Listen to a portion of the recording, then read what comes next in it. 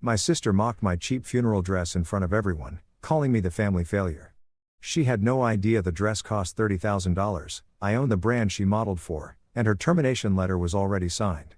This is how I destroyed them all. You wore that to Mom's funeral, my sister sneered, her diamond cuff nearly blinding me as she flipped her perfectly styled hair. I mean, I get it, times are tough for you, but couldn't you have at least tried? I smoothed down my simple black dress, hiding a smile. What she didn't know, I designed this dress. I also own the brand on her feet, the boutique we were standing in, and the company that just canceled her modeling contract an hour ago. My name is Elise Morgan, and I learned long ago that the best revenge is served in couture. The morning of my mother's funeral dawned gray and misty over Newport Bay. The kind of weather that made the glass walls of modern churches look like they were weeping. I stood before the mirror in my childhood bedroom, one of the few rooms Dad hadn't renovated in his endless pursuit of contemporary living, and carefully zipped up my dress, black crepe, minimal structure, no embellishments, to the untrained eye. It looked like something from a department store. To anyone who truly understood fashion, it was a $30,000 piece of wearable art. But my family had never truly understood anything about what I did.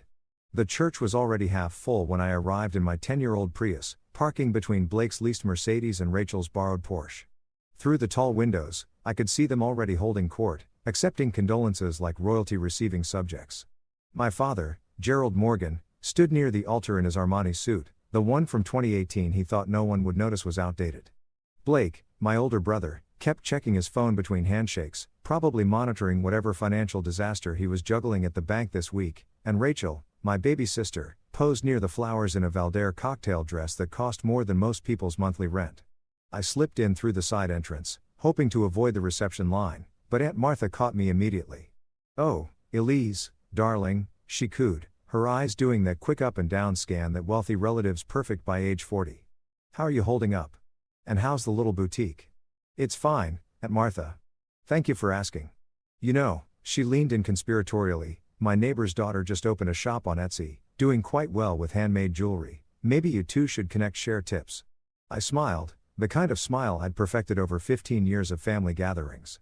"That's very thoughtful. I'll keep it in mind." The service itself was beautiful, if you like that sort of orchestrated grief.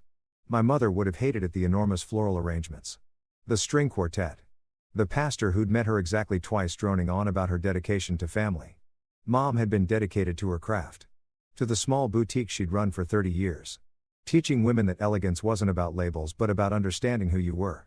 It was during the reception afterward that things truly began. "There she is," Rachel's voice carried across the church hall. She was surrounded by her usual quartet of followers, women who thought proximity to a C-list model made them influential. "Elise, we were just talking about you." I approached with my coffee black, no sugar, talking about you. I approached with my coffee black, no sugar, served in the church's finest paper cups. All good things, I hope. Of course. Her smile was sharp as her contoured cheekbones. "I was just telling Vivian how brave you are, keeping Mom's little shop running, though honestly," she lowered her voice to a stage whisper. "Wouldn't it be easier to just work retail, I mean? Nordstrom has excellent benefits." Vivian, whose husband had just filed for bankruptcy but didn't know I knew, nodded sympathetically. "There's no shame in a steady paycheck.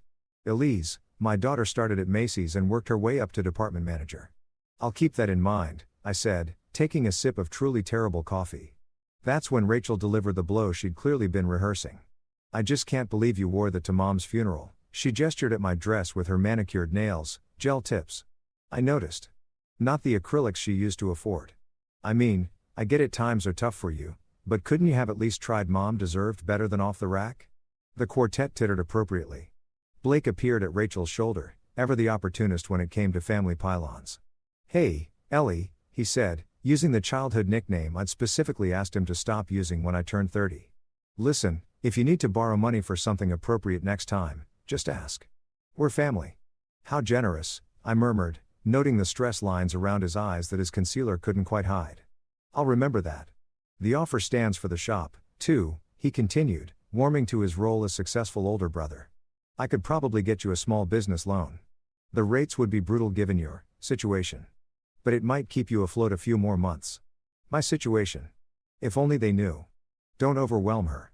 Dad finally joined our little circle, playing the patriarch even as I noticed his cufflinks were replicas of the Cartier ones he'd sold 6 months ago. Elise is doing fine with her hobby.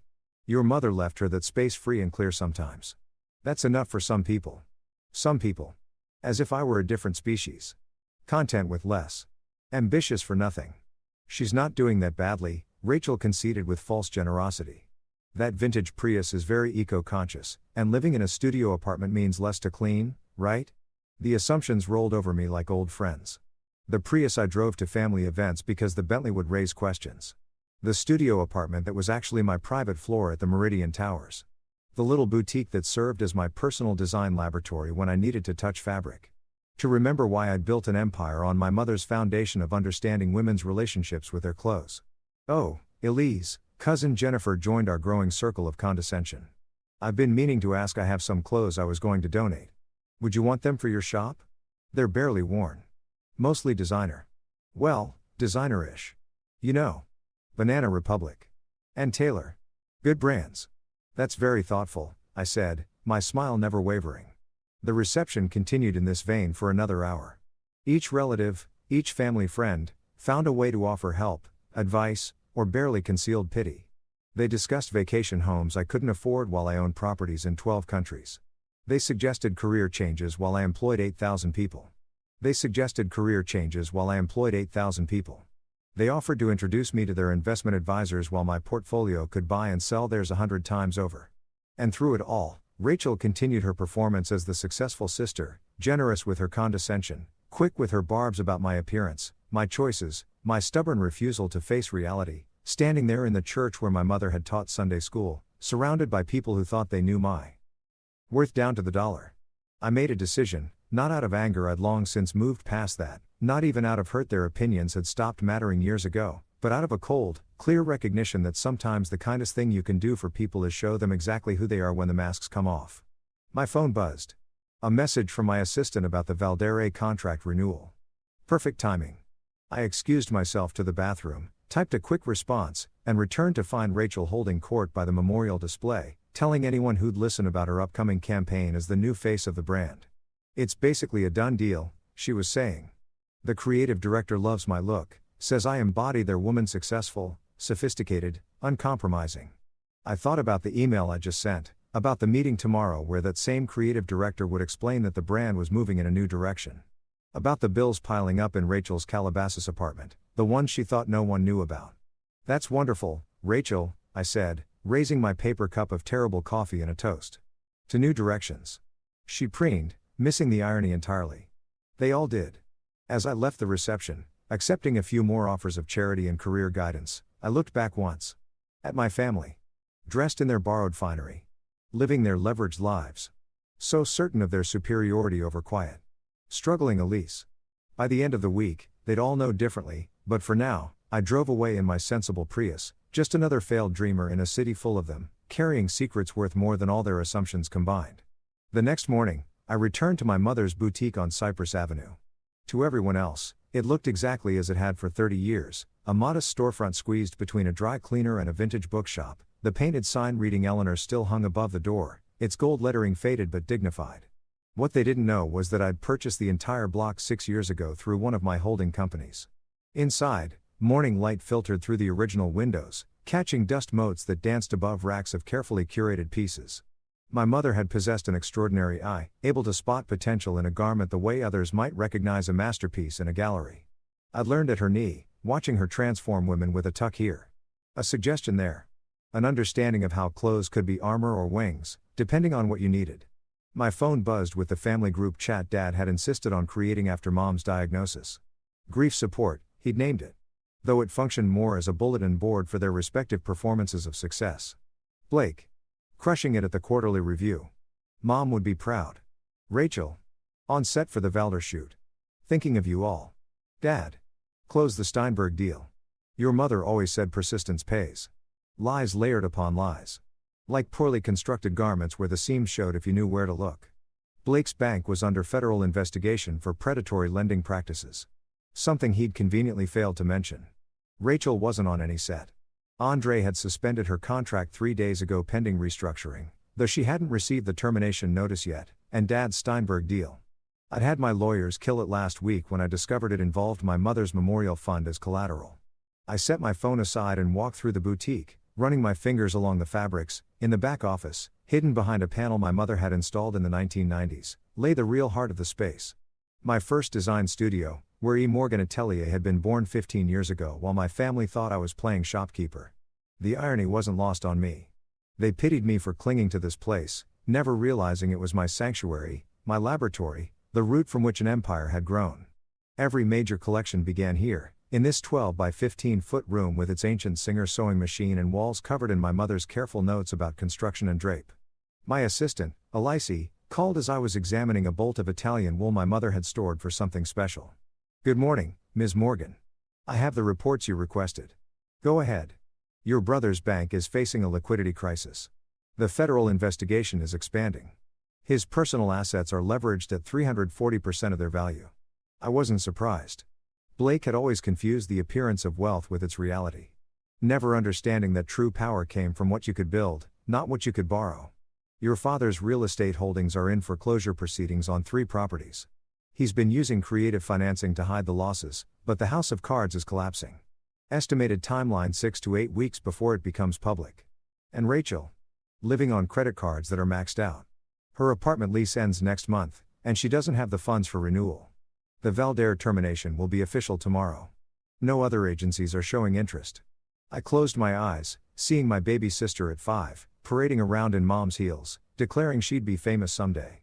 She'd gotten her wish, in a way Instagram famous, which in Los Angeles counted for something until the bills came due. "There's more," Alicia continued. "They've been approaching your business contacts.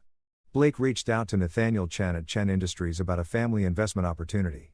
Rachel contacted 3 of your brand ambassadors suggesting they could get her a friends and family discount on purchases. Your father has been name-dropping you to potential investors, implying a connection to Morgan Group without saying it outright. Now that was interesting. They'd spent years dismissing my work, and yet when desperate, they'd tried to trade on a connection they didn't even know they had. Send me the full files," I instructed, and move forward with the plans we discussed. After ending the call, I spent another hour in the boutique, cataloging pieces for donation to fashion students. My mother would have wanted that, as I worked. Memories surfaced: Rachel at 16, sneering at my decision to skip college for playing with clothes, Blake at his MBA graduation, joking that at least one Morgan child had ambition, Dad, just last year, suggesting I sell the boutique and do something real with my life. The afternoon brought unexpected visitors. 3 women from the funeral yesterday, Rachel's quartet minus their queen, stood uncertainly at the door. "Is this a bad time?" Vivian asked, her Botox preventing much expression but her voice carrying genuine concern.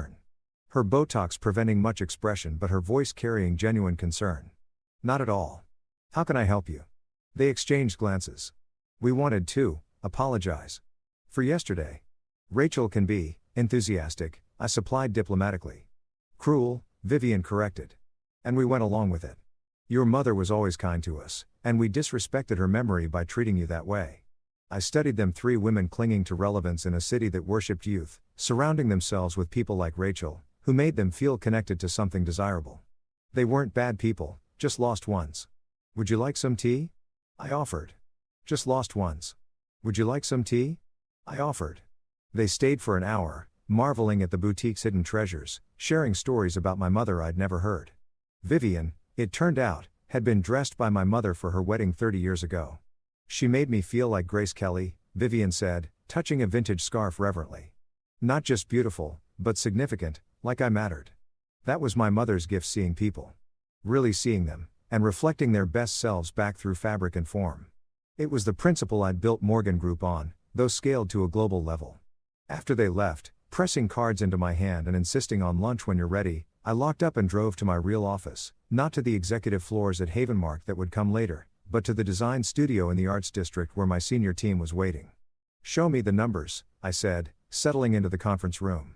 The presentations rolled past: quarterly earnings up 18%, the Asian expansion ahead of schedule, 3 potential acquisitions in Europe. But my mind kept drifting to family, to the elaborate fictions they'd constructed about their lives and mine. "The Valdair situation," my VP of brand management said carefully. "Do we proceed with the termination?" I thought of Rachel's sneer, her casual cruelty, her assumption that I was somehow less than, but I also remembered her at 7, crying because someone at school had called her ugly, and how I'd spent hours teaching her to braid her hair into a crown, telling her she was a queen. Proceed, I said quietly, but include the standard transition package. She'll need it. My team knew better than to question the generosity. They didn't know Rachel was my sister. I'd kept my family entirely separate from my business life. To them, she was just another model whose behavior had become a liability to the brand. That evening, I stood on my private terrace at Meridian Towers, looking out over the city lights.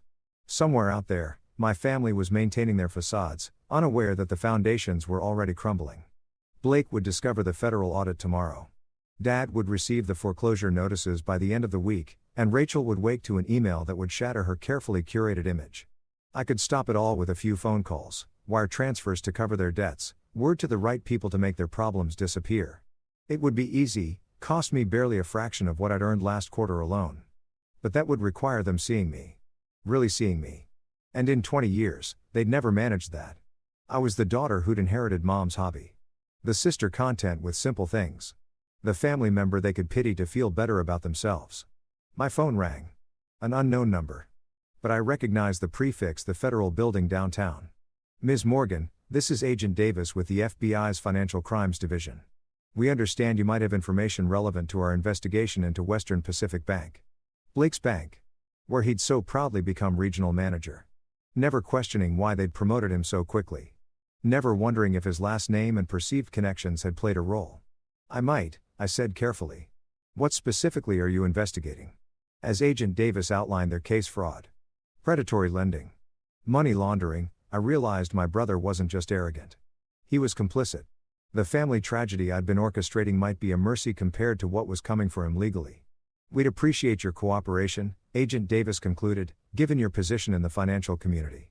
He didn't elaborate on what position he thought I held, but clearly, someone had done their homework. Send me the formal request, I said. I'll have my lawyers review it. After hanging up, I poured myself a glass of wine, a 1982 Chateau d'Aquin. I'd been saving for a special occasion. Perhaps this qualified. My family's illusions weren't just crumbling. They were about to explode. And at the center of it all, they'd find me. Not the Elise they'd invented, poor, struggling, pitiable. But the real one. The one they'd never bothered to see. The one who'd taken our mother's wisdom about understanding people through what they wore and built it into something they couldn't even imagine. Tomorrow. The first dominoes would fall, but tonight, I raised my glass to the city lights, to my mother's memory, and to the exquisite truth that the best revenge isn't served cold. It's served couture. The boutique on Cypress Avenue had never looked more innocent than it did that Tuesday morning. Sunlight streamed through the windows, looked more innocent than it did that Tuesday morning. Sunlight streamed through the windows, illuminating the carefully arranged displays that most people assumed were my entire world.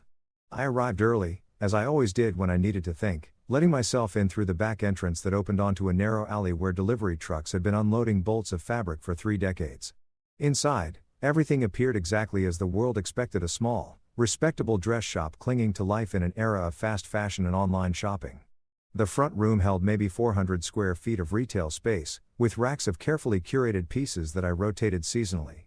A single changing room, a modest counter with an ancient cash register I kept for appearance's sake, though all transactions actually ran through a state-of-the-art point-of-sale system hidden beneath. But the boutique was like an iceberg. What showed above? The surface bore no resemblance to what lay beneath. I made my way past the vintage mannequins, through the stockroom where I'd hidden as a child during inventory days, reading fashion magazines while my mother counted and recounted their modest selection, at the back wall. I pressed my thumb against what looked like an old light switch. The biometric scanner, concealed behind layers of paint and deliberate aging, verified my identity in milliseconds. The wall swung inward on silent hinges, revealing the first of many secrets. The immediate space beyond could have belonged to any high-end atelier in Paris or Milan. Clean lines, perfect lighting, walls of pure white that made the colors of the fabric sing. This was my true design studio, where E. Morgan Atelier had been born while my family believed I was barely keeping my mother's shop afloat. But even this was mere prelude. I descended the stairs, imported Italian marble that no customer would ever see, to the first sublevel.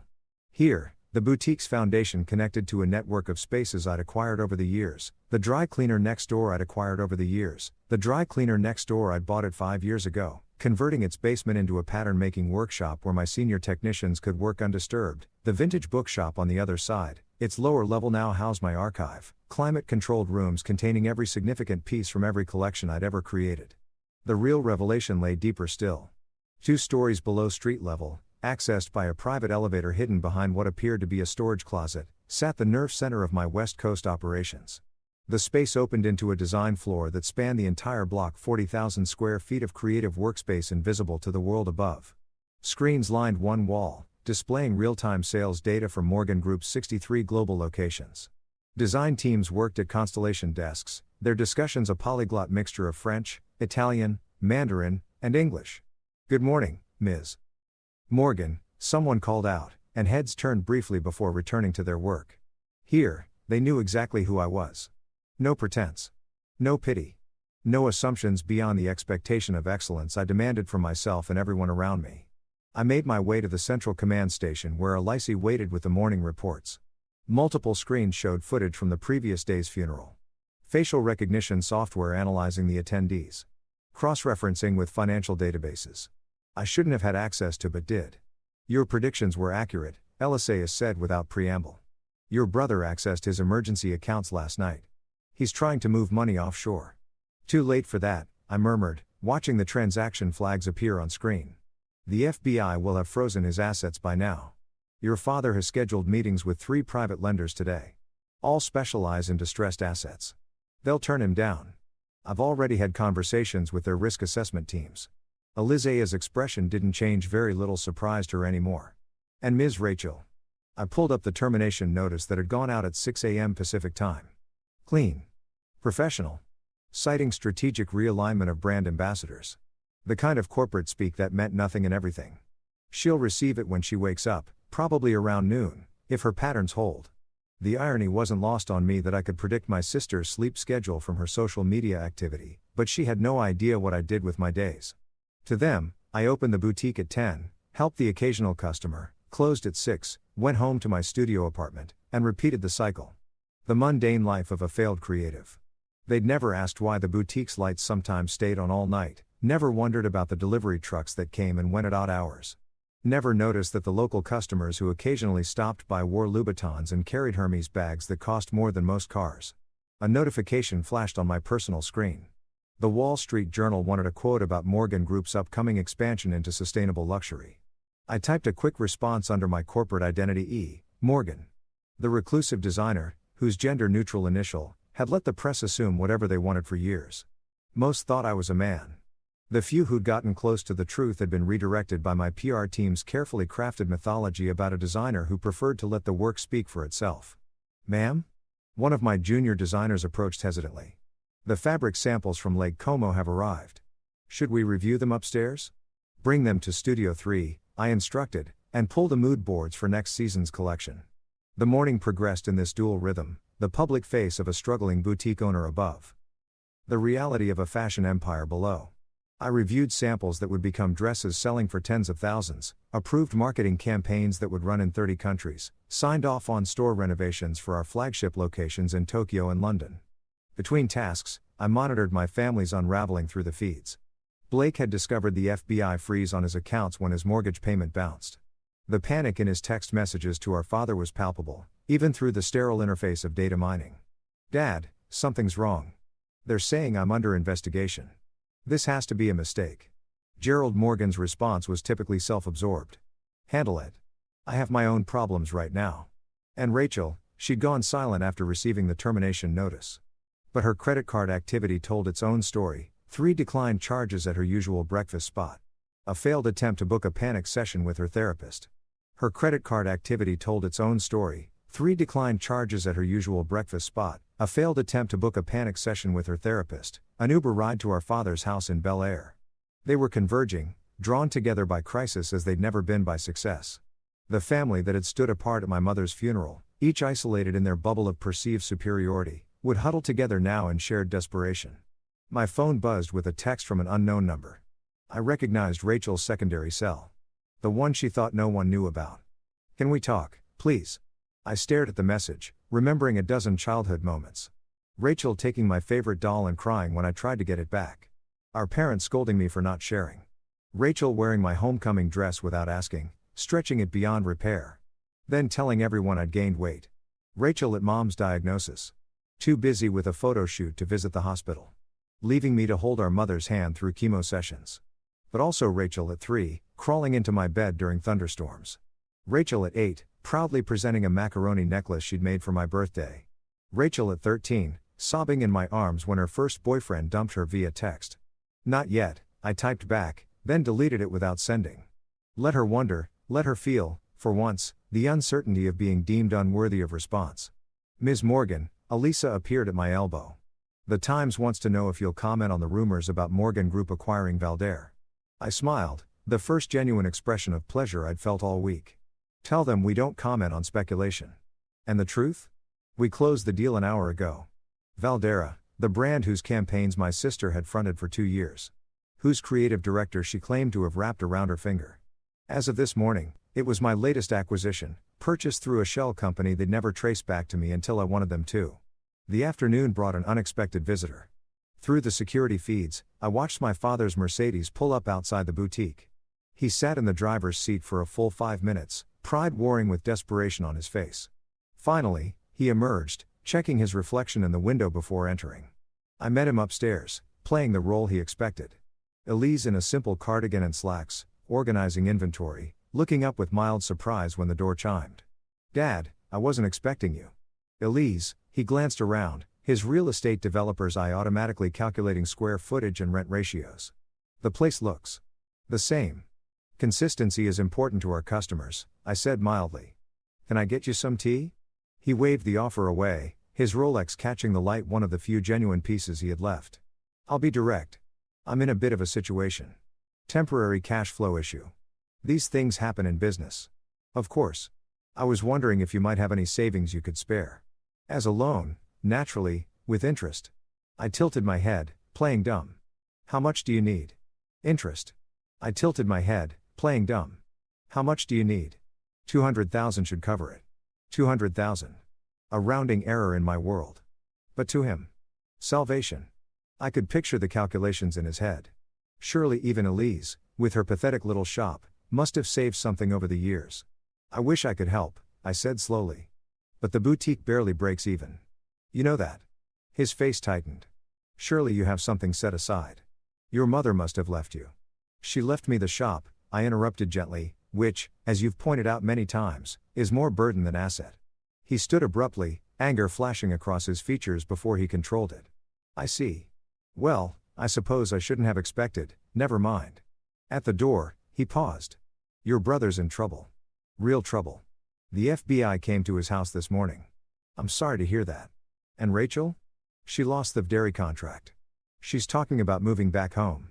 That must be difficult for everyone." He stared at me. And for a moment, I thought he might actually see me. See the careful neutrality that revealed nothing. See the boutique that was so much more than it appeared. See the daughter he dismissed for 20 years. But the moment passed. His shoulders slumped as he left, the weight of his crumbling empire visible in every step. I returned to my underground office, where screens showed the ripple effects of the day's events. Valdare's stock price adjusting to news of the acquisition. Blake's bank under emergency audit, my father's latest loan application already flagged for rejection. And through it all, the boutique above continued its charade, a quaint little shop on a forgotten street. Holding the memories of a woman who'd understood that true elegance came from knowing exactly who you were. My mother had built her modest dream here. I'd built an empire beneath it, invisible to those who'd never bothered to look deeper than the surface. Soon enough, they'd all understand. But for now, I was content to remain what they'd always believed me to be: poor, struggling Elise, playing dress-up while the real world passed her by. The joke, as always, was on them. The Havenmark Tower pierced the Los Angeles skyline like a needle through silk, 42 floors of glass and steel that caught the morning sun and threw it back in sheets of gold. Most people knew it as prime commercial real estate, home to law firms, tech startups, and financial consultancies. What they didn't know was that floors 35 through 38 belonged entirely to Morgan Group, accessible only by private elevator, hidden behind a facade of shell companies and subsidiary names. I arrived at 7 a.m. using the executive entrance that connected directly to the underground parking structure. My Bentley, the one my family had never seen, slid into its reserved spot between the CFO's Maserati and my head of international developments, Tesla. The valet nodded respectfully. No questions about why the CEO preferred to arrive before the city fully woke. No questions about why the CEO preferred to arrive before the city fully woke. The private elevator rose smoothly, requiring both biometric scan and voice recognition.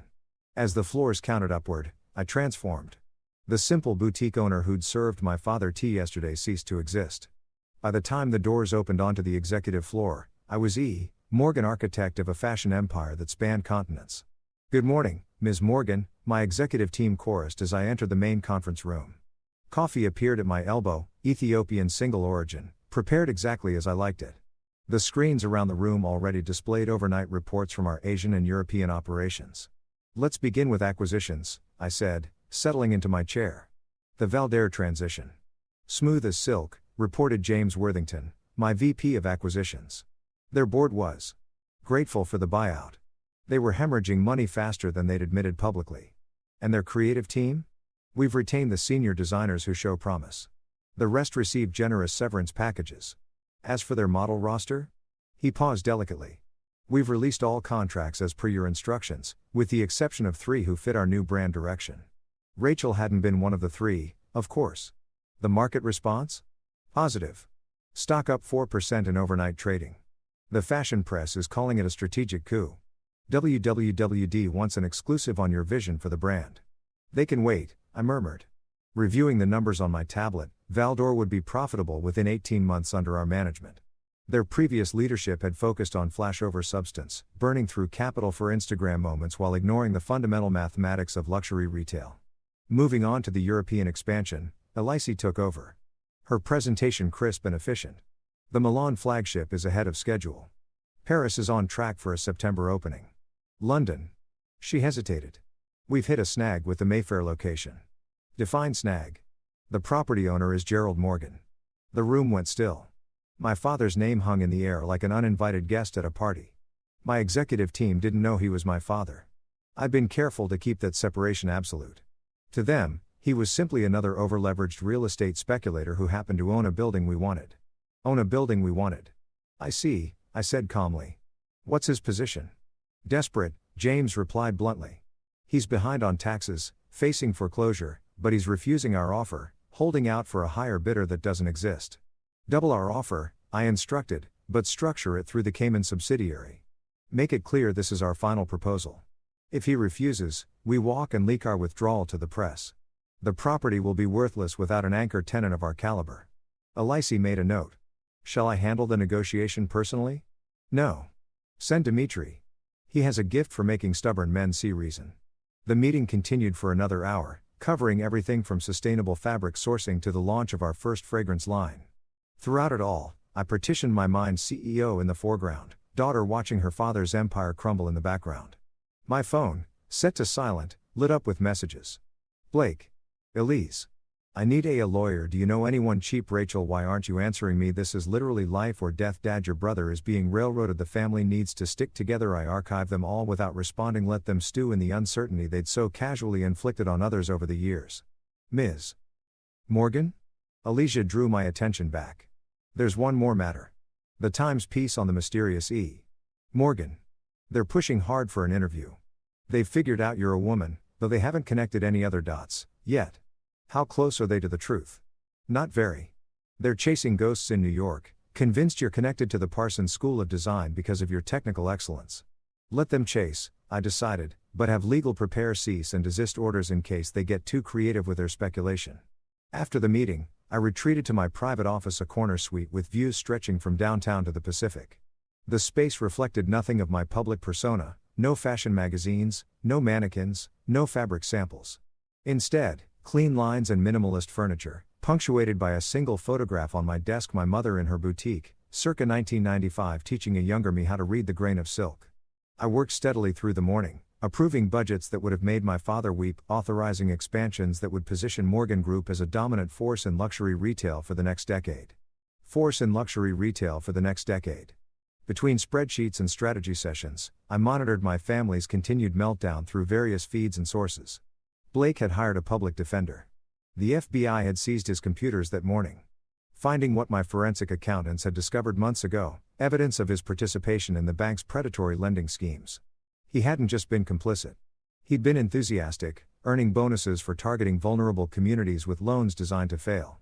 My brother, who'd mocked my bleeding heart concern for ethical business practices, was about to learn what happened when karma came calling with a federal warrant.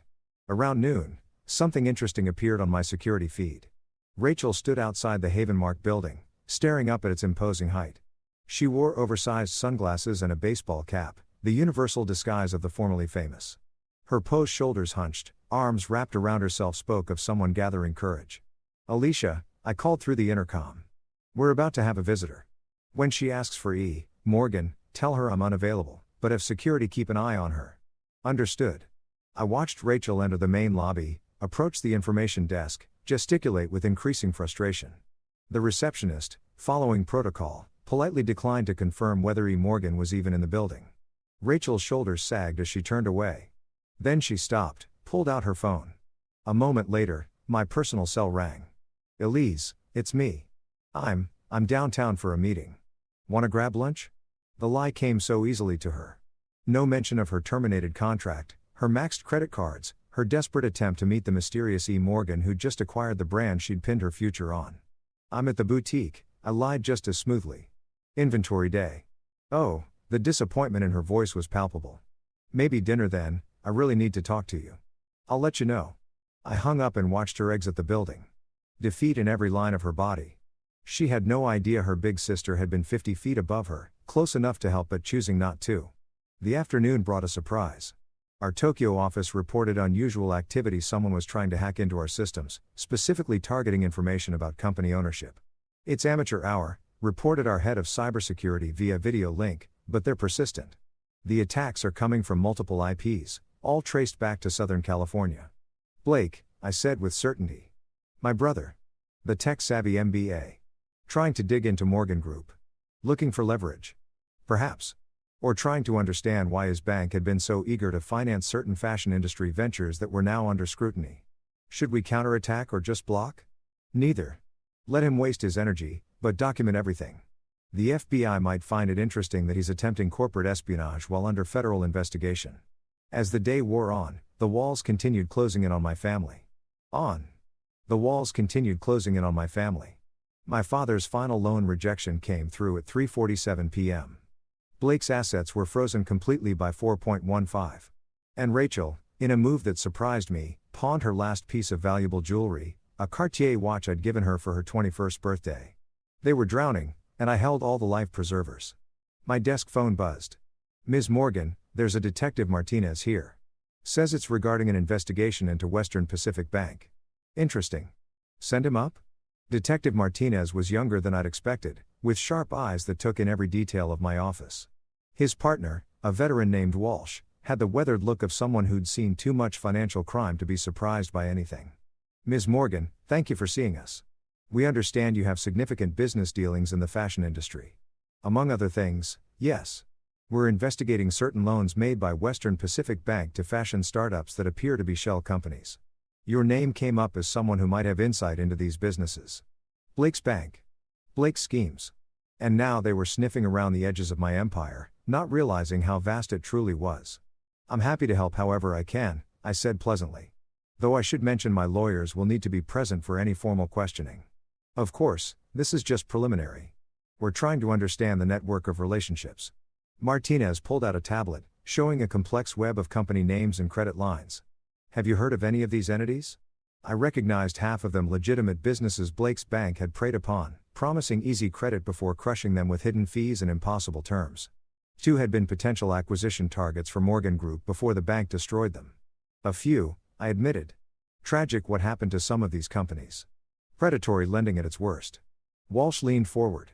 "You seem well informed about their practices. It's my business to understand the market. When promising brands suddenly fail, I pay attention to why. Did you know Blake Morrison was instrumental in structuring these loans?" There it was. The test. Did I know Blake Morrison was instrumental in structuring these loans? There it was. The test. Did I know Blake Morrison?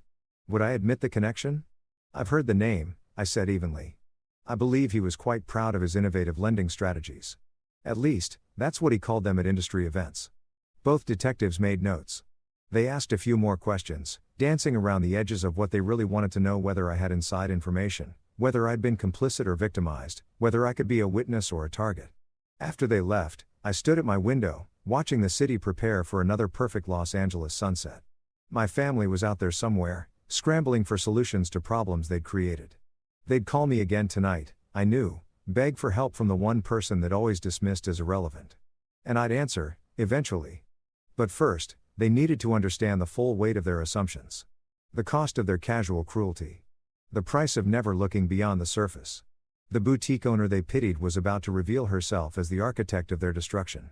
And unlike them, I'd built my empire on foundations that couldn't crumble: quality, ethics, and the radical idea that people should be seen for who they truly were. The sunset painted the sky in shades of revenge, beautiful and terrible in equal measure. Tomorrow, the real revelations would begin. But tonight, I had an empire to run. Wednesday arrived wrapped in marine layer. The kind of Los Angeles morning where the city seemed to exist in soft focus until the sun burned through. I woke to a symphony of notifications, my family's desperation reaching crescendo. Blake. They froze everything. Everything. Can't even buy gas. Rachel. Lost the apartment. Have 48 hours to move. Please call me. Dad. Emergency family meeting tonight. Your childhood home needs you. The childhood home he'd remortgaged 3 times. The one now facing foreclosure because he'd gambled it on yet another development deal that existed only in his imagination. I dressed carefully. Another one of my own designs disguised as department store mediocrity. The genius was in the cut, the way the fabric moved, details invisible to anyone who didn't understand that true luxury whispered rather than screamed. By 8 a.m. I was back at the boutique, but not alone.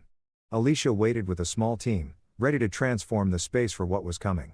The lawyers have prepared everything, she reported, handing me a leather portfolio. The documentation is irrefutable. And the timing? Your father has a meeting with his last potential investor at 2 p.m. When that falls through, and it will, he'll be completely out of options.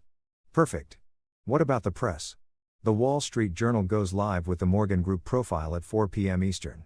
They still haven't connected you to the family. But they've confirmed E. Morgan is female, under 40 and based in Los Angeles. I smiled. They're getting warm. We spent the morning orchestrating the final moves. Every piece had to fall precisely too early and the impact would dissipate. Too late, and my family might find alternative solutions, though given their spectacular talent for self-destruction, that seemed unlikely. Around 11 a.m. Vivian Chen appeared at the boutique door. I'd been expecting her since her husband's bankruptcy had finalized Monday morning. Elise, she said. Her usual polish cracked around the edges.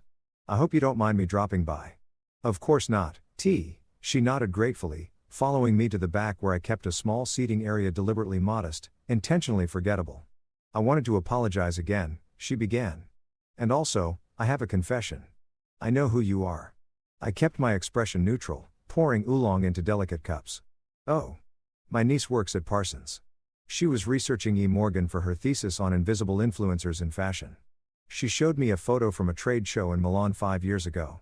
Someone caught you in the background, just for a second, but I recognized you. I see. I haven't told anyone, she rushed to add. And I won't. I just wanted you to know that someone sees you, really sees you. Your mother would be so proud. What makes you think? The dress you wore to the funeral. I touched it when I hugged you. That fabric doesn't exist at retail. That construction. I spent 30 years in fashion before I married money. I know haute couture when I feel it. I studied her carefully. Vivian, stripped of her social armor, reduced to honesty by circumstance. What do you want? I asked directly. Nothing. That's what I came to say. I want nothing from you. I just needed someone to know that I know. That not everyone in your life has been blind. After she left, pressing my hand with surprising warmth, I felt an unexpected crack in my carefully maintained composure. One person had seen through the facade. One person had looked beyond the surface. It was more than my family had managed in 20 years. The afternoon accelerated. Through various feeds, I watched my father's meeting implode. The investor, someone I'd had Dmitry warn off yesterday, didn't even show. Dad sat in the restaurant for an hour. Pride keeping him at the table long after hope had fled. Blake's situation worsened by the hour. The FBI had expanded their investigation, finding threads connecting him to a dozen other schemes. His lawyer, the public defender he'd scorned as barely qualified, had advised him to consider a plea deal. And Rachel had spent the morning dragging suitcases to a storage unit, her Instagram stories notably absent for the first time in years. At 3:47 p.m., I received the call I'd been expecting. Elise. My father's voice held a tremor I'd never heard before. I need you to come to the house. Family meeting. It's urgent. I'll be there by 7. No, now. Please. We need you now. The please almost made me waver. Almost. 7, I repeated. I have business to finish first. The boutique closed at 5 p.m. officially. I spent the next hour in my underground office, monitoring the Wall Street Journal article as it went live. The headlines started immediately. The Invisible Empire. How E. Morgan built fashion's most secretive powerhouse. Morgan Group's mystery CEO, the woman redefining luxury retail from shadow to spotlight, Morgan's billion-dollar revolution. The articles contained facts but no photos. Details but no personal information. They painted a picture of a fashion visionary who'd built an empire while maintaining complete anonymity. The press was fascinated. Fashion Twitter was exploding, and my various phones began ringing with interview requests. I ignored them all, changing into something appropriate for a family meeting where secrets would die. The dress I chose was one of my favorites, seemingly simple black jersey that moved like water and photographed like shadow. To my family, it would look like another unremarkable outfit. To anyone with eyes to see, it was $50,000 worth of perfection. The drive to Bel Air took 40 minutes in traffic, winding up through the hills to the house where I learned that love was conditional and worth was measured in appearances. The modern monstrosity my father had built on the bones of our original home stood lit like a beacon, every window blazing as if light could ward off the darkness closing in. I parked the Prius between Rachel's abandoned Porsche and Blake's impounded Mercedes, now bearing a bright yellow boot, the family tableau, captured in automotive dysfunction. Rachel answered the door, mascara smudged, designer clothes wrinkled from stress. Thank God you're here. Maybe you can talk sense into them. Inside, the house echoed with the hollow sound of lives built on credit. The furniture remained for now, but I could see the gaps where artwork had been sold. The pale rectangles on walls marking disappeared investments. Blake sat hunched on the white leather sofa. Laptop open. Frantically typing. Still trying to hack into systems that would forever elude him. Dad stood by the windows, staring out at the city lights as if they held answers. She's here, Rachel announced unnecessarily. They turned to me, and I saw it then, the moment when the dismissed becomes essential. They needed me, or thought they did. They believed poor, simple Elise might have some savings to contribute, some connection to exploit. Some comfort to offer. Sit, Dad commanded, still trying to play patriarch even as his kingdom crumbled. We need to discuss the situation. Which situation? I asked mildly, choosing a chair that kept me separate from their cluster. Blake's federal investigation, Rachel's terminated contracts, your impending foreclosure. They stared. Rachel spoke first. How did you? I read the news.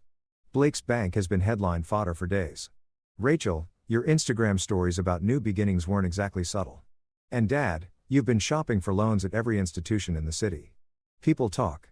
Then you understand why we need to come together, Dad said, switching to his salesman voice. Families support each other through difficult times. Do they? I tilted my head. I must have missed that lesson. Blake looked up from his laptop, anger flashing. This isn't the time for your victim complex. Ellie, we have real problems. Yes, you do, I smiled pleasantly. Federal investigation, possible prison time, financial ruin, social disgrace, very real problems indeed. Which is why we need to liquidate everything possible, Dad continued, ignoring the tension. Including Mom's boutique. I found a buyer willing to pay cash. Quick closing. It won't solve everything. But it's a start. There it was. The boutique I'd kept running. The space I'd honored. The foundation of everything I'd built. They wanted to sell it for scrap. No. The word dropped into silence. Elise. Be reasonable, Rachel pleaded. It's just a building. Mom's gone. Keeping it won't bring her back. The boutique stays. Blake slammed his laptop shut. You don't get to make that decision. We all inherited equally. 3 against 1. Actually, I said, pulling out the leather portfolio Elise had prepared. That's not accurate. Mom left the boutique to me alone. She also left me power of attorney over any family business decisions. It's all here. Notarized and filed 3 years ago when she updated her will. I set the documents on the coffee table. Watched their faces change as they read. She didn't trust you. I continued conversationally. Isn't that interesting? Even then, she knew you'd try to sell off her legacy the moment opportunity arose. This is fake, Blake snarled. You forged these? Feel free to have them authenticated. May I suggest Martindale and Associates? Oh, wait, they were your bank's law firm. Currently under investigation for fraud. Perhaps someone else. Dad picked up the papers with shaking hands. This gives you control of her entire estate, not just the boutique. Yes, including the investment account you didn't know existed. The one she built by being careful with money while you were all being careless. The one currently worth. I pretended to think. Well, enough to matter. How much? Rachel whispered. More than the quick cash you'd get from selling the boutique.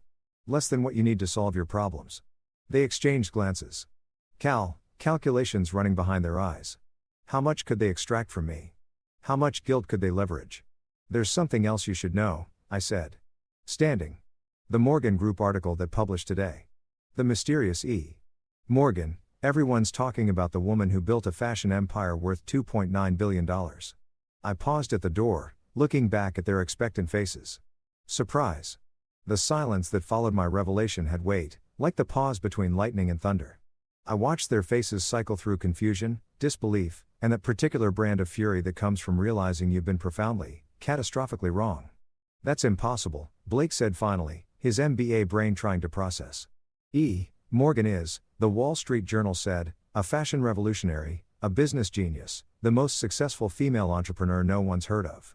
I supplied helpfully. Yes, that's me. Hello? Rachel's phone clattered to the floor. She didn't pick it up. You're lying. You have that stupid boutique. You live in a studio apartment. You drive a Prius. I have multiple cars. I have multiple homes. I have multiple lives, apparently, since none of you ever bothered to look beyond the one you'd assigned me. My father found his voice, and predictably, it was angry. If this is true and it's not, it can't be. Then you've been lying to us for years, watching us struggle while you sat on billions? Lying to us for years, watching us struggle while you sat on billions? Interesting perspective, I mused. Tell me, when exactly did you struggle? When you were mocking my life choices at Christmas dinner, when you were offering me retail job suggestions at Mom's funeral, when you were trying to sell her boutique out from under me 5 minutes ago.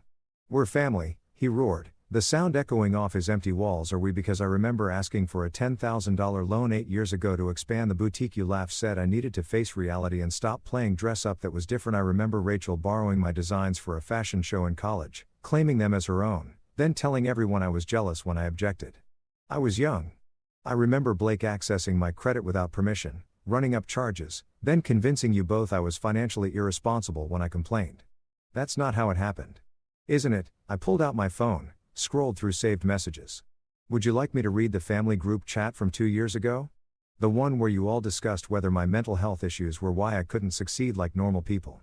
They went pale. They'd forgotten that digital receipts last forever. But none of that matters now, I continued, putting the phone away. What matters is that you need help, and I'm the only one who can provide it. The irony is rather delicious, don't you think? So help us, Dad said bluntly. If you're so rich, so successful, help your family. Why? The simple question seemed to break something in Rachel.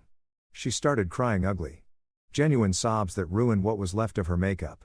Because we're sorry. Okay, we're sorry we treated you badly. We're sorry we didn't believe in you. Is that what you want to hear? No, I said gently. Because you're not sorry. You're desperate. There's a difference. My phone rang. Alicia. I answered it on speaker. Yes. Ms. Morgan, I apologize for interrupting. The Times is holding on line 1. The Journal wants a follow-up quote, and your 8 p.m. conference call with Tokyo is confirmed. Also, the Valdere board is requesting an emergency meeting about the brand's new direction.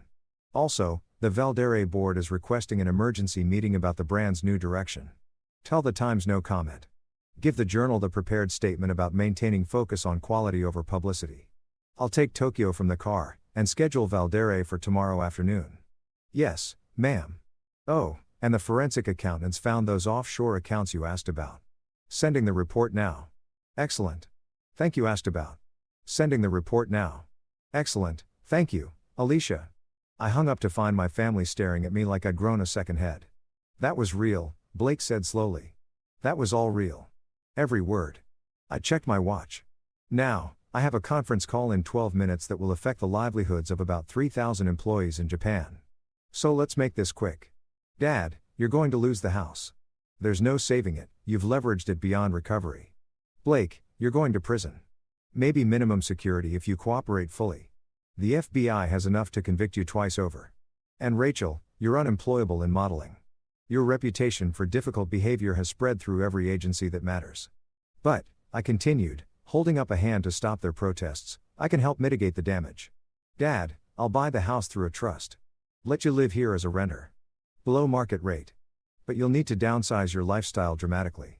Blake, I'll provide a lawyer, a good one who might get you probation instead of jail time, but you'll have to tell the truth about everything. And Rachel, there's an entry-level position at one of my subsidiaries, not modeling marketing assistant, minimum wage to start. You'll work your way up like everyone else. That's humiliating, Rachel whispered. That's opportunity, more than you offered me when I needed it. Why would you help at all? Blake asked suspiciously. After everything. I thought of my mother. Teaching me to hem skirts in the back of the boutique. Telling me that elegance wasn't about what you wore but how you treated people when you didn't have to be kind. Because Mom would want me to. Because despite everything, you're still my family. And because I can afford to be generous in ways you never could. The dig landed. They flinched collectively. There are conditions, I added. Complete honesty with authorities. No more lies about your situations. No using my name or connection for any purpose. And you'll each write a letter, a real letter, acknowledging how you treated me and apologizing, not to me, to Mom's memory. You want us to apologize to a dead woman. Dad's pride flared one last time. I want you to acknowledge who you've been. Maybe that'll help you become better people. Or maybe not. Either way, those are my terms. My phone buzzed. Time for the Tokyo call. You have 24 hours to decide, I said, heading for the door. Alice will contact you with details if you accept. If not, best of luck.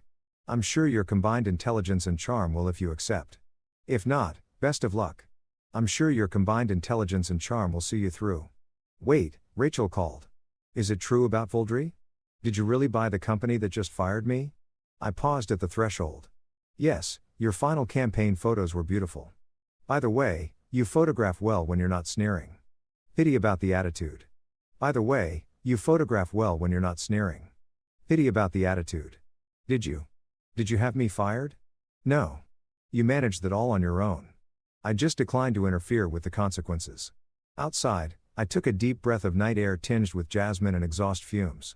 The city sprawled below. Full of dreams and illusions. Success and failure.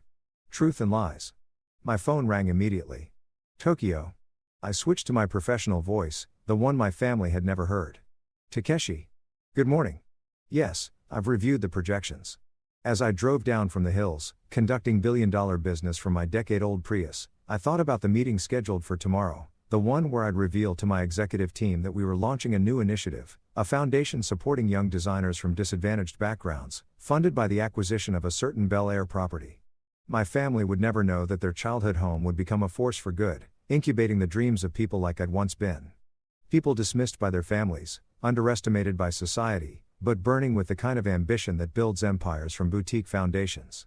The call with Tokyo went well. 3 new stores approved, a partnership with a heritage textile manufacturer. Revenue projections that would make my father weep with envy.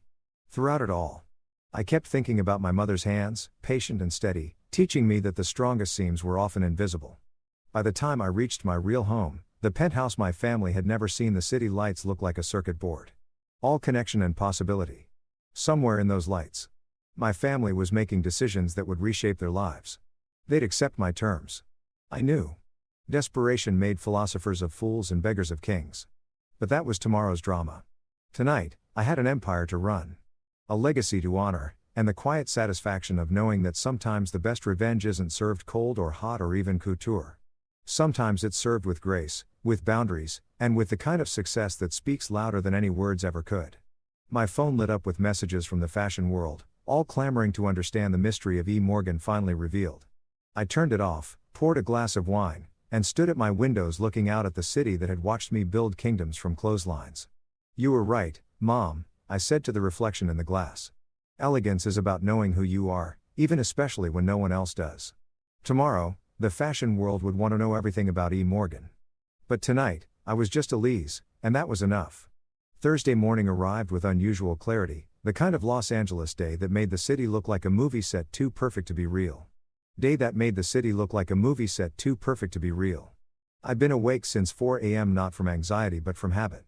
The empire never slept, and neither did its architect. By the time My phone rang at 6:47 a.m. I'd already reviewed overnight reports from London, approved a capsule collection for Milan Fashion Week, and practiced the delicate art of being unreachable to everyone who suddenly wanted to reach me. Elise. My father's voice had aged a decade overnight. I need to talk to you. I'm listening. Not on the phone. In person. Please. There was something in that please, not manipulation this time, but genuine brokenness. I agreed to meet him at a small cafe in Santa Monica. Neutral ground where neither of us had history. He was already there when I arrived, hunched over black coffee in a corner booth. His Armani suit had been replaced by a simple polo and khakis, without the armor of assumed success. He looked smaller, more human. You look tired, I observed, sliding in across from him. I haven't slept. He studied my face as if seeing it for the first time. 20 years.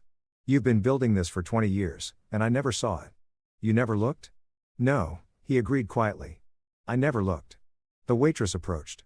I ordered green tea, giving him time to gather whatever words he'd come to say. Your mother knew, he said finally. Didn't she? Some of it. Not the full scope. But she knew I was more than what I seemed.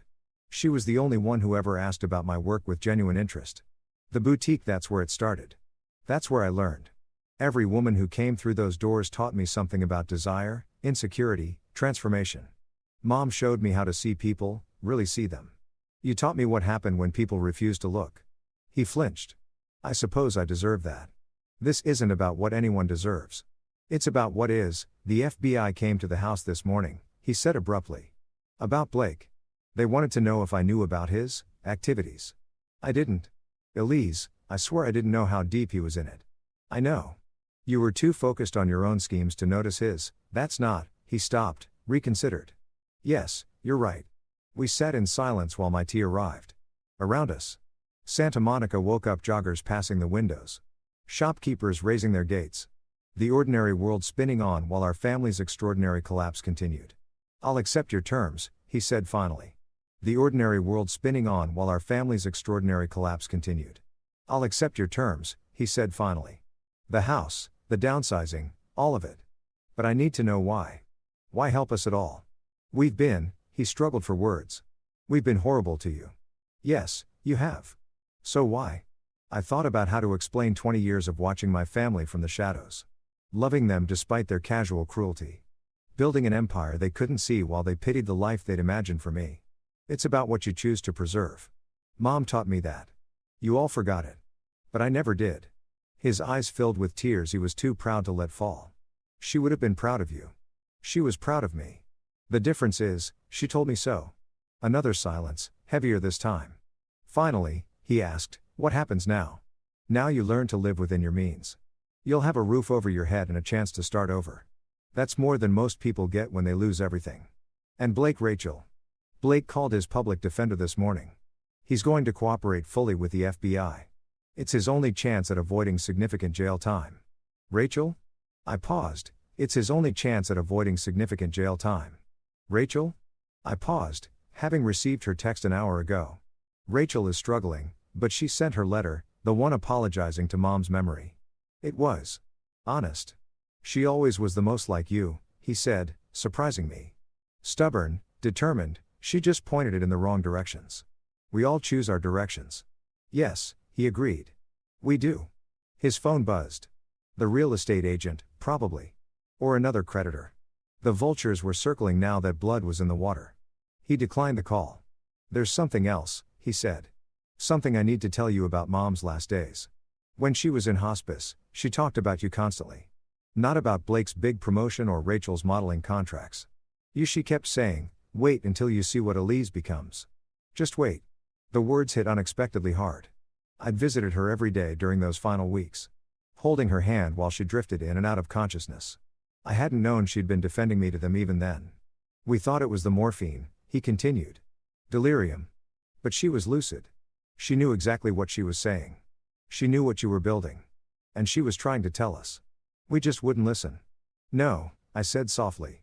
You wouldn't. He reached across the table, not quite touching my hand but gesturing toward it. I'm listening now. Too late. But I'm listening. My phone vibrated. Alicia. With a message that made me smile despite everything. The Times wants to know if you'll comment on being called fashion's best kept secret. Also, your 10 a.m. with the Valdere board has been moved to 9:30. I have to go, I said. Standing. There's a company to run. Of course. He stood too. Awkward in this new dynamic where his youngest daughter held all the cards. Elise, will you? Would you consider having dinner sometime? Not about money or help or any of that. Just, dinner. Ask me in a year, I said, after you've had time to figure out who you are without the facade. I left him there with his cold coffee and warm regrets. Stepping out into the morning sun. My driver was waiting, not the Prius today, but the Bentley. I had a board to face, a brand to restructure, an empire to expand.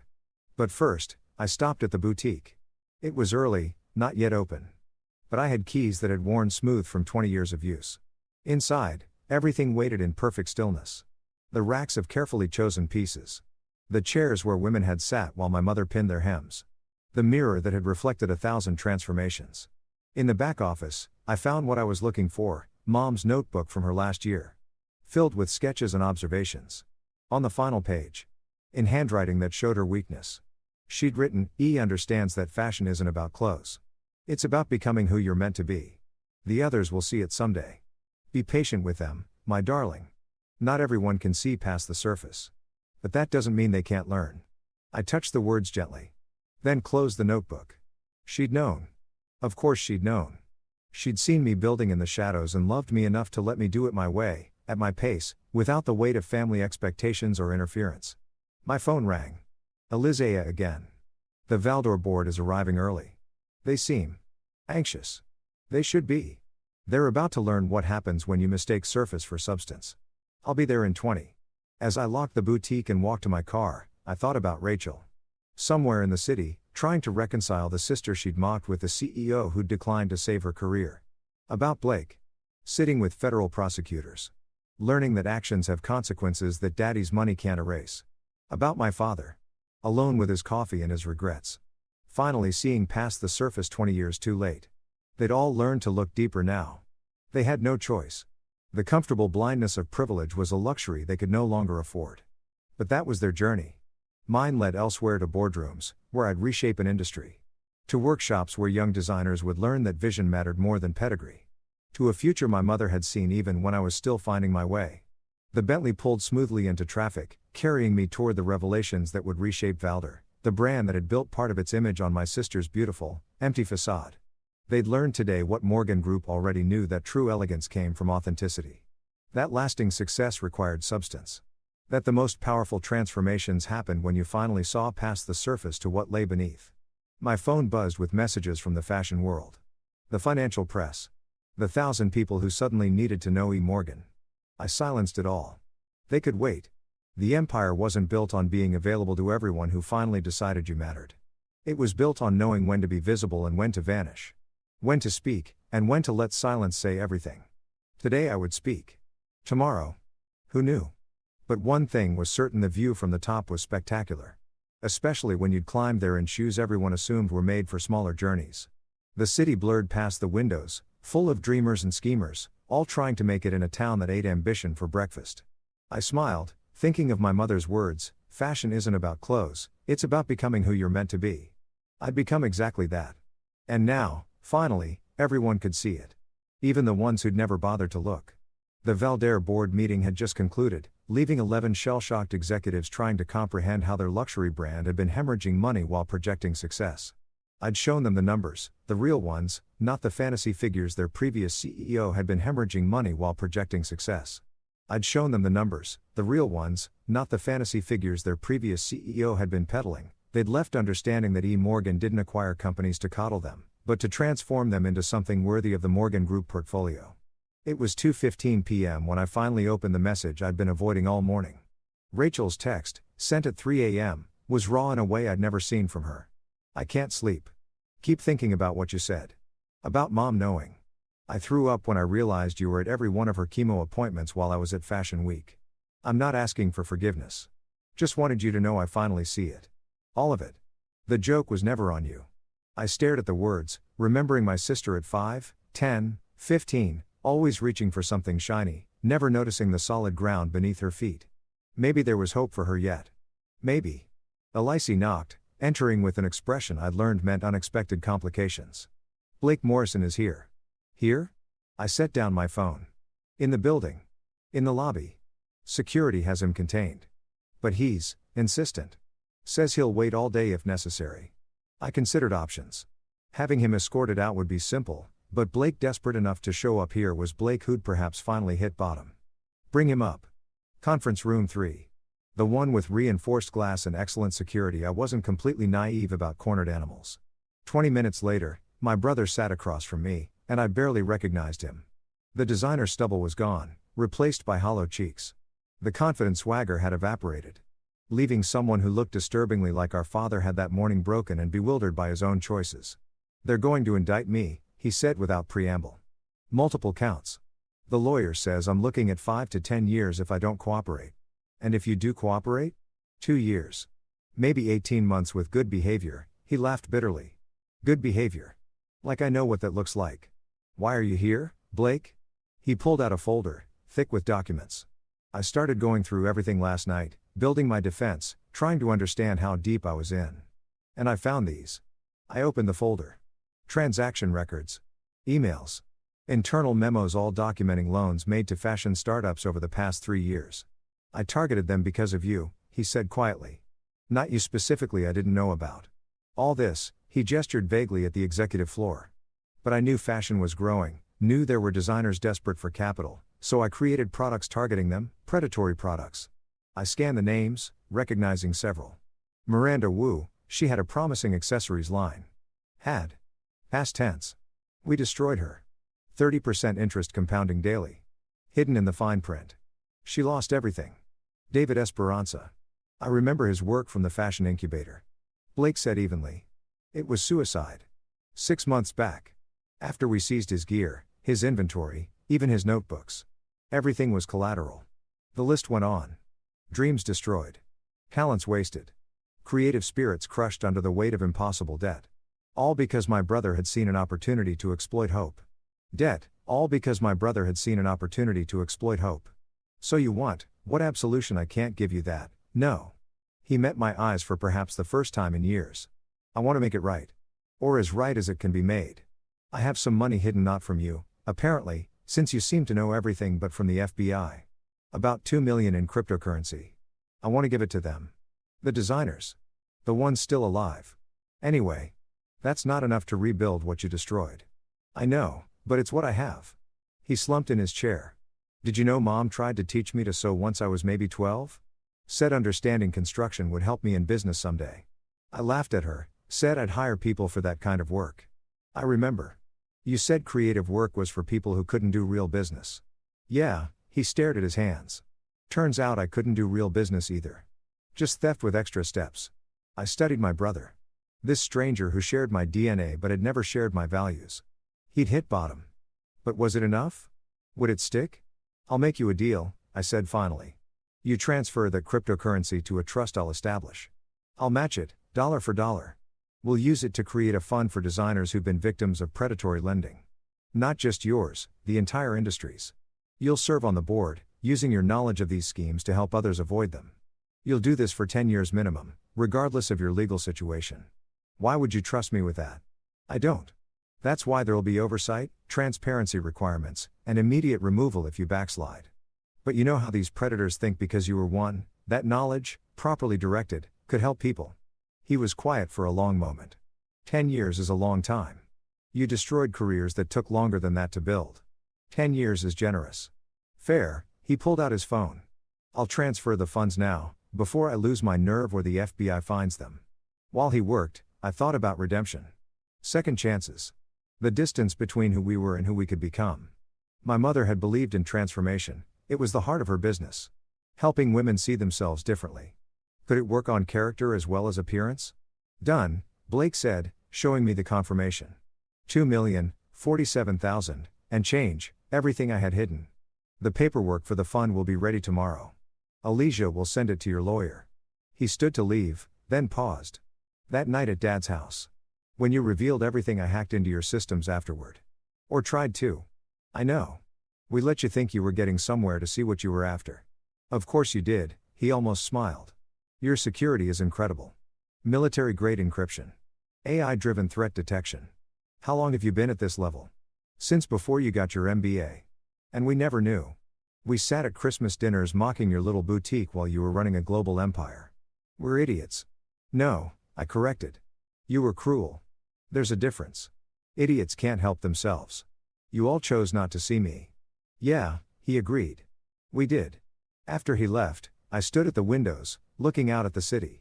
3 members of my family had now made their pilgrimages, each arriving at truth from different angles. Dad broken by failure. Rachel shocked by revelation. Blake hammered by consequences, each seeing me clearly for the first time. 20 years too late. My phone rang, a number I didn't recognize, though the area code was local. Is this Elise Morgan? The voice was professional. Careful. This is Patricia Williams from The Times. We're running a profile on E. Morgan, and we've discovered some interesting connections. I'm wondering if you'd care to comment on the relationship between Morgan Group and your family's recent difficulties. So, the press had connected the dots. It was inevitable, really. Too many public records. Too many ways to trace the truth once they knew where to look. No comment, I said pleasantly. But, thank you for your interest. Ms. Morgan, our sources indicate that you've been running Morgan Group for 15 years while your family believed you were struggling. That's quite a story. The public would be fascinated. I'm sure they would. Have a lovely day. I hung up and immediately called Alicia.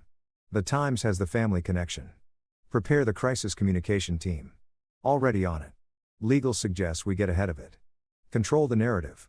No, let them publish. The truth isn't a crisis. That evening, I returned to the boutique one more time. Tomorrow, the story would break. The carefully maintained separation between Elise and E. Morgan would collapse. The fashion world would dissect every interaction, every family slight, every moment of willful blindness. But tonight, I had the silence of my mother's space. The piece of good work done quietly. The satisfaction of an empire built on foundations my family never thought to examine. The phone rang again. This time, I answered. Elise, Rachel's voice, tentative. I know you probably don't want to talk to me. What is it, Rachel? I just wanted to say, I started the marketing assistant job today. The one at your subsidiary. They don't know I'm your sister. I didn't tell them. Good. It's hard. Like, really hard. They have me organizing fabric swatches and updating spreadsheets. My feet hurt and my boss is maybe 23-3 and she's kind of mean. Welcome to entry level. Yeah. A pause. I keep thinking about what you said. About mom seeing people. I never learned that. I only learned to see myself. It's a skill that can be developed. Do you think, her voice cracked. Do you think she'd forgive me, Mom, for missing so much time with her? I closed my eyes, seeing our mother in her last days, still finding beauty in the world, still believing her children would find their way to wisdom. I think she already did, I said softly. The question is whether you'll forgive yourself. I'm trying. It's hard seeing who I really was. That's where transformation begins, with clear sight. After we hung up, I locked the boutique for the night. Tomorrow would bring revelations, crisis, opportunity. The fashion world would learn that E. Morgan had been hiding in plain sight, building an empire while her family built houses of cards. But that was tomorrow's challenge. Tonight, I drove home in the Prius. One last time as the invisible Elise. The woman they'd pitied. The daughter they'd dismissed. The sister they'd never bothered to know. At a red light, I caught my reflection in the window and smiled. My mother had been right, as always. Fashion wasn't about clothes. It was about becoming who you were meant to be. And sometimes, that becoming required others to finally see what had been there all along. Friday dawned with the kind of media frenzy I'd anticipated but never quite experienced firsthand. The Times article had dropped at midnight. The Invisible Heiress. How E. Morgan built a billion-dollar empire while her family mocked her thrift store aesthetic. They'd done their homework. Photos from family gatherings where I stood in the background. Quotes from society pages where my family discussed their less fortunate relative. Financial records showing the empire rising while my family's fortunes fell. The juxtaposition was devastating in its clarity. By 6 a.m., my phone had logged over 400 calls. Fashion bloggers, financial analysts, documentary producers, and every distant relative who'd suddenly remembered we were family. I turned it off and went for a run along the beach, needing clarity before the storm fully broke. When I returned to Meridian Towers, building security informed me that news vans were already gathering outside. The invisible years were officially over. Your father is in the lobby, the head of security added quietly. He's been here since 5. Says it's urgent. I found him sitting in the same chair where countless fashion executives had waited to pitch their dreams to Morgan Group. He looked smaller somehow, diminished by the marble and glass that spoke of power he'd never achieved. "The article," he said without preamble. "They made us look like monsters." "No," I corrected, joining him in the seating area. "They reported facts. How you look is a reflection of how you behaved." They quoted things from private conversations. From family dinners. How did they? Social media. Dad. Rachel live-streamed half our family gatherings. Blake posted constantly about his banking success while mocking retail workers. You gave interviews to Society magazines about your real estate empire while mentioning your daughter in fashion retail with barely concealed disdain. It's all public record. He absorbed this. Aging before my eyes. The phone hasn't stopped. Former friends, business associates, all calling to express shock, to distance themselves. One actually said he'd always suspected you were special, and we were fools. Historical revision. People love aligning themselves with success after the fact. Elise, he leaned forward, desperate. This is destroying us. Rachel can't leave her apartment, photographers everywhere. Blake's lawyer says this publicity makes a plea deal harder. And no one will return my calls. What did you expect? I asked, genuinely curious, that I would build this quietly forever. That the truth wouldn't eventually surface. I expected. He stopped, shaking his head. I don't know what I expected. Not this. Not my daughter protecting us while we diminished me, dismissed me, mocked me for choosing passion over perception. Yes. The word came out, for choosing passion over perception. Yes. The word came out raw. All of that. My phone buzzed with a text from Alicia. Emergency board meeting in 30. The Tokyo partners are thrilled with the publicity. Milan wants to accelerate the flagship opening. And Anna Wintour's office called. The business didn't stop for family drama. It never had. I need to go, I told my father. There's a company to run. Of course, he stood slowly. I just wanted to say, the house. You don't have to buy it. I'll let it go. Start fresh somewhere smaller. It's time I faced reality. The offer stands. You need stability to rebuild. Despite everything, I won't leave you homeless. Despite everything, he repeated. That's more than we deserve. I left him in the lobby and took the express elevator to the executive floor. The usual quiet professionalism had been replaced by electric energy. Assistants fielded calls. The PR team worked multiple screens, and my senior staff waited in the main conference room with barely contained excitement. The numbers, James announced as I entered, are extraordinary. Web traffic up 3,000%, social media engagement through the roof, and sales, he actually grinned, up 47% since midnight. The fashion world loves a reveal, added our CMO, especially one with this much drama. We're trending globally. I took my seat at the head of the table. Good, now let's talk about what actually matters. The foundation launches today as planned. Yes, Alicia confirmed. The Miranda Wu Recovery Fund, supported by the Blake Morrison Restitution Trust. First grants available Monday. Double the initial funding, I decided. This attention brings responsibility. Every designer destroyed by predatory lending should know there's hope for rebuilding. The Times wants a follow-up, our PR director said carefully. An exclusive interview, on the record. Your choice of journalist. No, let the work speak. With respect, she pressed. The story is out there now. We can shape it, or let others define it. She had a point. I thought of Mom. Always teaching me that presentation mattered, not for vanity but for clarity of purpose. One interview, print only, Patricia Williams at the Times, she did the research. She gets the exclusive. But we talk about the future, not the past, the foundation, the expansion, the vision for sustainable luxury. My family is off limits. Understood. The meeting continued. Covering everything from security protocols my anonymity had provided protection I'd now lost to accelerated expansion plans. The reveal had created opportunity, and Morgan Group would capitalize on it. Afterward, I found myself in my office, staring at the city through floor-to-ceiling windows.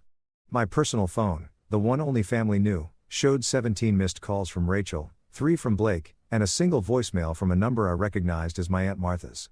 I played it on speaker. Elise, darling, I just wanted to say, I'm sorry.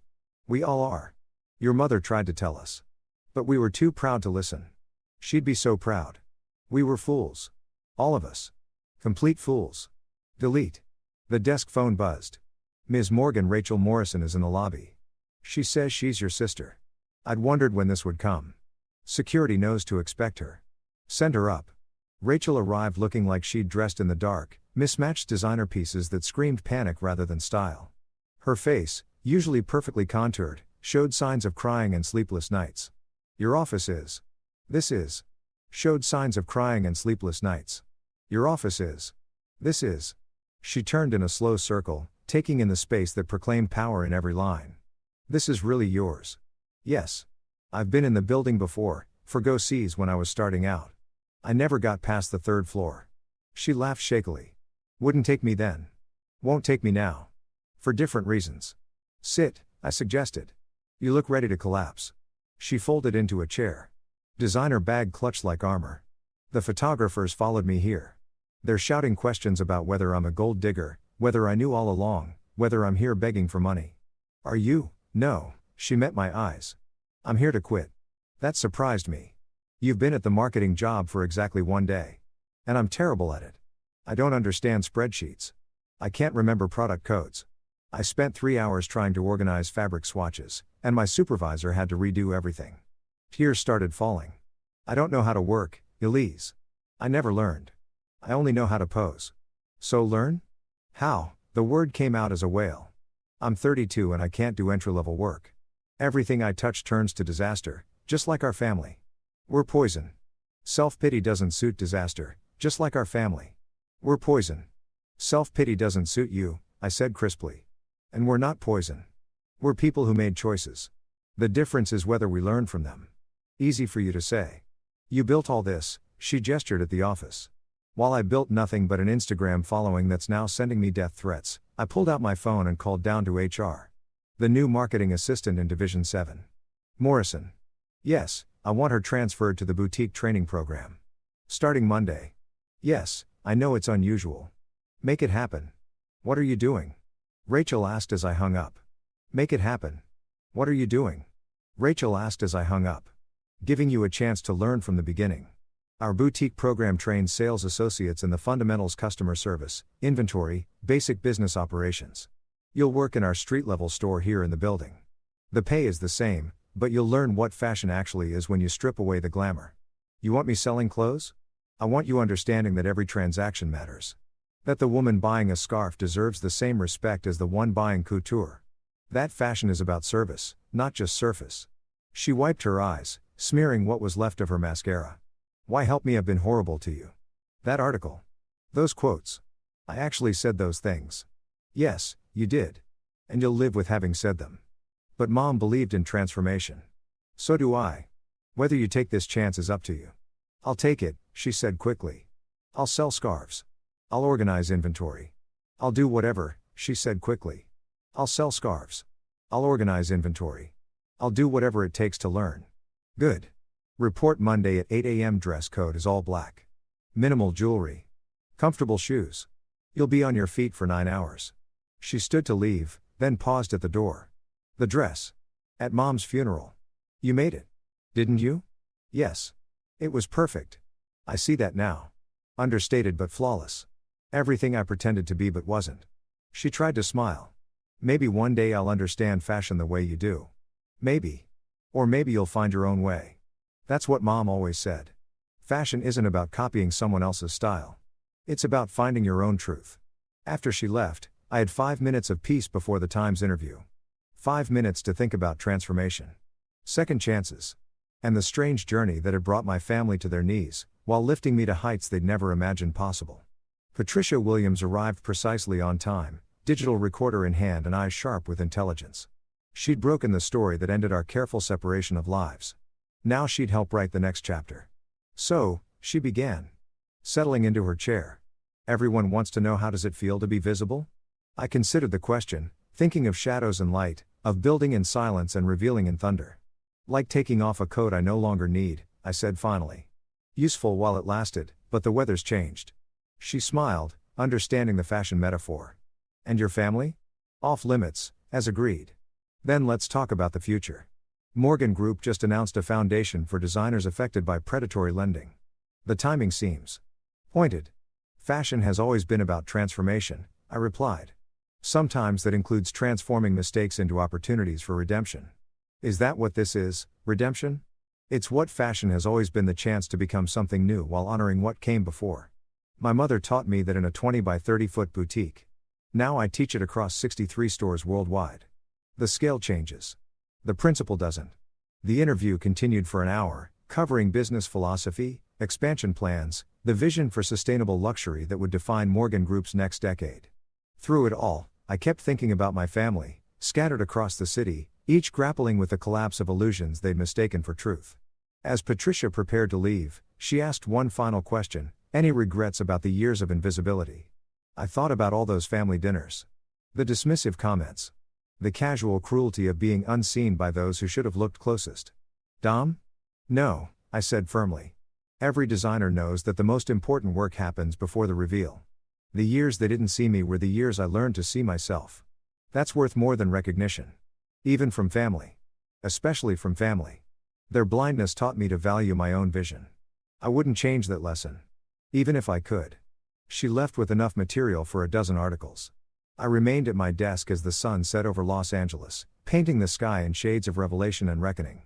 Tomorrow would bring new challenges. The boutique would open with Rachel behind the counter, learning humility one transaction at a time. Blake would meet with federal prosecutors, trading information for the possibility of redemption. Dad would sign papers accepting my offer, beginning his journey from emperor of nothing to tenant of truth.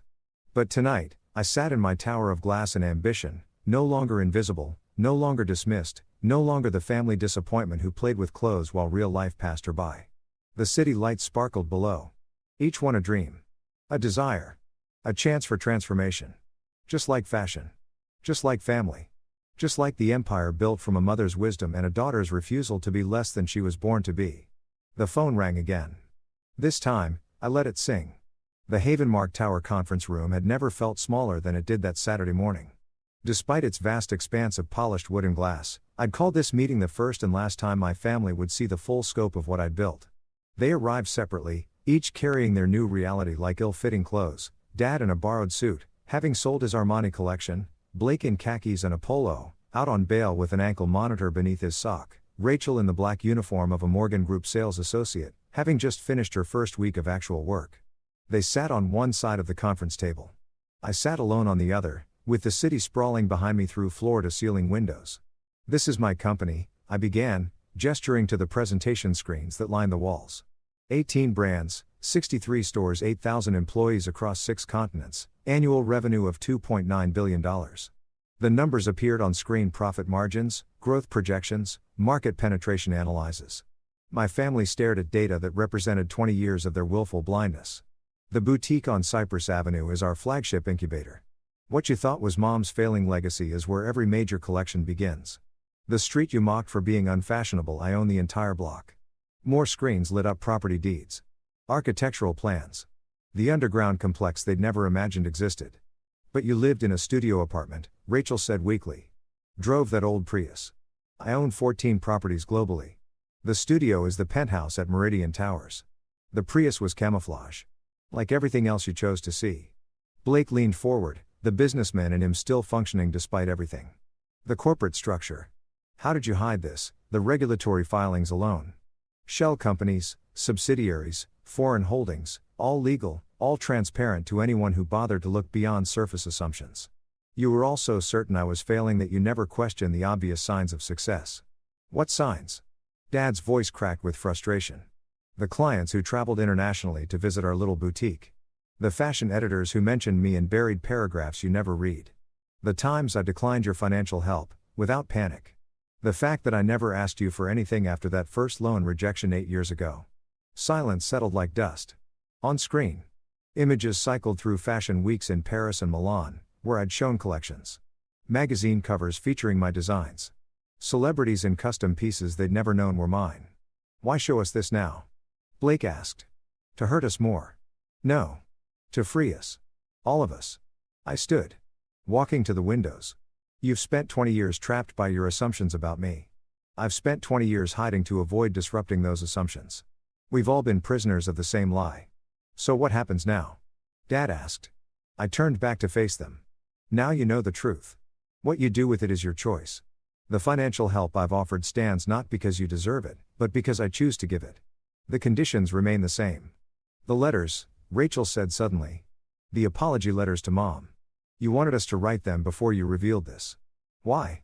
Because apologizing to me would have been performed for gain. Apologizing to her memory was just truth. She's the only one who matters in this story. She saw what I could become and loved me through the becoming. You saw what you wanted to see and loved the image, not the person. That's not fair, Dad protested. We loved you. You loved your idea of me, the struggling artist daughter, the simple one who inherited Mom's hobby, the family project you could pity to feel better about yourselves. I returned to my chair. But that ends today. From now on, you deal with who I actually am. Which is what? Blake's question held genuine curiosity. Who are you? Really? I'm the woman who built an empire while you built houses of cards. I'm our mother's daughter in ways you never understood. I'm someone who learned that true power comes from being underestimated. I smiled, thinking of Mom. And I'm done hiding. The presentation ended. The screens went dark. My family sat in the shadow of revelations that would take years to fully process. There's one more thing, I said, pulling out a small wrapped package. I found this in Mom's things at the boutique. It's addressed to all of us. Dated a week before she died. Out a small wrapped package. I found this in Mom's things at the boutique. It's addressed to all of us. Dated a week before she died. I've been waiting for the right moment to open it. Inside was a letter in her careful handwriting, and 4 small velvet pouches. I read aloud, my darling children, if you're reading this together, then perhaps time has begun healing what pride divided. In each pouch is a button from my wedding dress, the one dress I never sold, never altered, never let go. I've carried these buttons for 40 years as reminders that the most beautiful things in life are often hidden in plain sight, waiting to be recognized by those who truly see. We each took a pouch. Inside was an antique pearl button, luminous despite its age. Elise understood this first. The letter continued. She saw beauty where others saw ordinary. Value where others saw worthless. Possibility where others saw endings. I pray that someday you'll all see what she sees. That transformation isn't about changing who you are, but revealing who you've always been. Rachel was crying openly now. Blake stared at his button as if it held answers. Dad clutched his like a lifeline. She knew, he whispered. She knew everything. She knew enough, I corrected. And she loved us anyway. We sat in silence. 4 people sharing DNA and decades, but only now beginning to share truth. Outside. Los Angeles stretched toward the ocean. Indifferent to our small family drama, but somehow made more beautiful by it. I should get back to the boutique, Rachel said finally. My shift starts at noon. My supervisor says I'm improving. Slowly, but improving. I have a meeting with the federal prosecutor Monday, Blake added. Full cooperation in exchange for minimum security. Maybe I can teach financial literacy there. Help people avoid what I did to them. And I signed the house papers Tuesday, Dad said, downsizing to a rental, starting over at 72. He attempted a smile. Your mother always said I was a late bloomer. They stood to leave, and I surprised myself by saying, Sunday dinner? Tomorrow? My place? My real place? 7 o'clock? They stared. We hadn't shared a meal without lies between us in 20 years. Dinner? Tomorrow? My place? My real place? 7 o'clock? They stared. We hadn't shared a meal without lies between us in 20 years. Just dinner, I clarified. No business. No apologies. Just food and whatever conversation happens. I'll bring wine, Dad offered. The good stuff I've been saving. I'll cook, Rachel said. I've been learning. YouTube mostly cook, Rachel said. I've been learning, YouTube, mostly. But I'm getting better. I'll handle dessert, Blake added. There's a bakery near the halfway house that makes Mom's favorite cake. After they left, I remained in the conference room, holding my mother's button up to the light. It caught the sun, throwing tiny rainbows across the polished table, beauty hidden in plain sight, waiting for the right angle of vision. Alicia appeared in the doorway. The Times interview published an hour ago. It's already been shared 100,000 times. The headline reads, The Fashion Revolutionary Who Hid in Plain Sight. Any surprises? She kept her word. Family stays off limits. The focus is entirely on the business and the foundation, although, she smiled slightly. She does end with a quote about how the best designs often come from understanding what it means to be unseen. Clever. Will you read it? Later. Right now. I have a boutique to visit.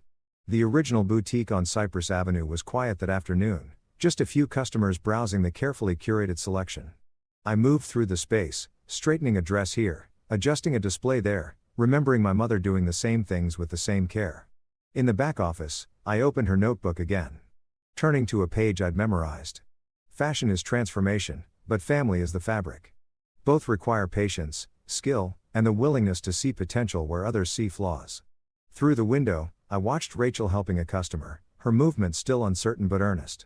She held up a scarf, explaining something about the fabric, and for a moment I saw our mother in her gestures, the same careful attention, the same desire to help someone see themselves differently. Messages from the fashion world, the financial press, the 1,000 people who suddenly needed E. Morgan's attention, but I silenced it all. Choosing instead to sit in the quiet of my mother's space, holding a pearl button that had witnessed vows and promises. Love and disappointment. The whole messy beautiful truth of family. Tomorrow would bring Sunday dinner awkward. Probably painful. Definitely real. My family would sit at my actual table in my actual home, and we'd try to build something new from the ruins of what we'd been. It might work, it might not, but we'd try.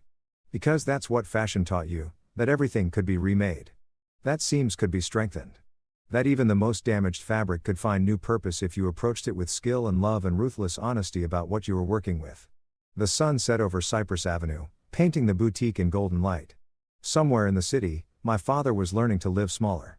My brother was preparing to trade information for freedom. My sister was discovering what work actually meant. And I sat in the space where it all began. No longer invisible. No longer hiding. Finally seen for exactly who I'd always been. My name is Elise Morgan. I built an empire in the shadows of my family's assumptions. I honored my mother by becoming myself. And I learned that the best revenge isn't served cold or hot or even couture. It's served with grace, with boundaries, and with the quiet satisfaction of knowing that the most beautiful transformations happen when we finally stop hiding our light under designer bushels. The boutique door chimed. Another customer. Another chance for transformation. Another moment in the endless, elegant conversation between who we are and who we're becoming. I stood, smoothed my simple black dress, and went to help them see.